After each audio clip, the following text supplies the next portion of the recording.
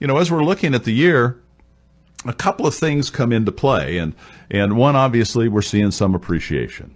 Secondly, we're seeing, a bit of development in these, what some people call, these socially engineered neighborhoods where, the smaller lot sizes, the garages are all in the rear. They're all pretty uniform. Everything's pretty consistent. And, there's a possibility that those neighborhoods may not be a perfect fit for everybody. And there's some people that have tried to make those fit and have decided that, maybe it's not for them after all, that, maybe they might want a little room where they've got a place to, park their boat or do something extra. And these homes are what I call, they're sort of a, little specialty of mine, is I like to call them, homes with a little bit of elbow room. And, with those properties, basically what we're seeing here is we're seeing a little bit of impact to those properties of interest, where, maybe someone's lived in a tight neighborhood. They want, maybe a little bit of yard for the, for the dog or for the kids to play, maybe want a garden area. Again, maybe someplace to park the boat or the RV, might want to shop. Who knows? They might even want animals, chickens or even something larger. And in those properties, because the property prices in the core area have started to elevate, then it's sort of getting down to where, it's pretty easy to compare the same amount of money. If I can, for $400,000, I can buy this in town and I can buy that out of town.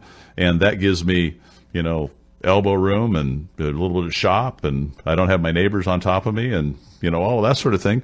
That just might have some appeal and might be motivating someone either way. And again, it's sort of a double-edged deal. If you live in an acreage property or a half-acre lot or larger, and you've been giving some consideration to sell, this may be a really good year. Because what we saw this last year, and as you know, I'm obviously Mr. Statistics, it accounted for about right at 10% of the overall market here in Bend were the acreage properties. Really didn't see, the uptick in values and total number of sales that were consistent with the uptick that we were seeing inside the urban growth boundary or inside the city of Bend. So, when you're doing that and you're looking forward, these properties are a little bit more. There's a little bit more to them. There's a little bit more variables.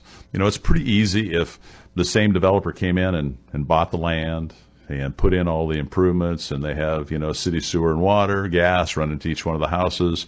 The CC&Rs are very well established and enforced. Some of them, an awful lot of them actually, are in what's called planned unit developments, and that means that there's sort of a monthly or quarterly association fee that pays for the amenities or the common area maintenance or whatever it may be. But those properties, are really, really quite easy. Excuse me for putting it out that way, but I mean, it takes all of the, the stress and concern for the property, for the services, for the surrounding neighborhood. It really minimizes all of that, and it's a very comfortable way to buy a home. And really, and I don't mean to make light of the broker's involvement, but it's one of those places where an awful lot of broker experience really isn't necessary. I mean, the developer obviously is going to, make sure that you get a good quality product. Is going to stand behind it and warranty it. They actually generate their own forms and sales agreements. They do everything to make it as easy for the buyer to buy into one of those neighborhoods. Conversely, when you go out into, an acreage property specifically or that, there's a lot more issues. And not that they're bad, but they're things that, there should be some discussion or some knowledge going in, and maybe during the time, and maybe we'll talk about that in the next quarter. But in your broker selection, for me, I think that, and again, this isn't just to promote me, but if a broker's had 100 sales, they participated in 100 sales, maybe 200 sales is really a little closer to a threshold that I think that means they've been around for a little while.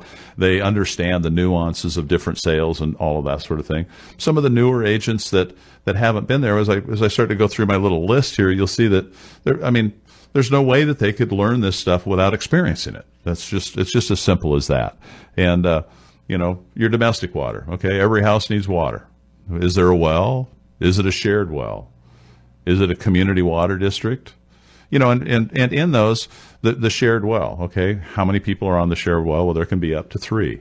Is there a maintenance agreement in place that says, how you're going to maintain the equipment? Is there some sort of, do you do some quality testing intermittently? Is the well on the property that you're purchasing, or is it on one of the other wells, or one of the other parcels? And if it's on the adjacent parcel, do you have the right to go onto that property? These are just little issues until you have one, and then they're a big issue. It's kind of like my dad used to say, money's no big deal until you don't have any. Water, as long as you turn on the spigot and water fills your glass, it's fine. But how it gets there, particularly if you're buying the house, may have some issue, may have some concern. Or prior to going in, when you have leverage, let's say there isn't an agreement and you're in a shared well situation, to ask as part of your sales agreement that a maintenance agreement for the shared well is established before you buy the property. That's the time that you really have leverage to get those sort of things done. Septic system, you hit the flush lever and it goes away. That's all you need to know. But if you're outside of the public sewer, then you have standard tank and drain fields. You have pressurized systems. There's cap and fill systems. There's sand filtration systems.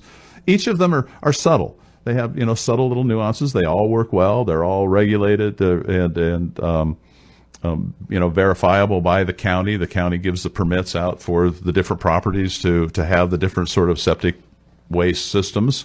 But I think as a person that's considering purchasing a property on a larger lot or an area that doesn't have full city services, you would hope that your broker would bring the experience to the table and understand the differences and the long-term maintenance requirements and what's there, or maybe have at their fingertips a phone number to contact where somebody that understands these systems can come and take a look at them in a moment's notice. Irrigation water. Is it adjudicated water? Is it permit water? How long do the seasons run? If it's adjudicated water, one of the things, this was sort of an interesting deal in our history but after all, we're in the high desert. So for those families that first homesteaded this area, the difference between them being able to make a living and not make a living was access to irrigation water. If you live here and it doesn't rain, particularly on the east side of town, and you don't have irrigation water, it's really hard to grow anything.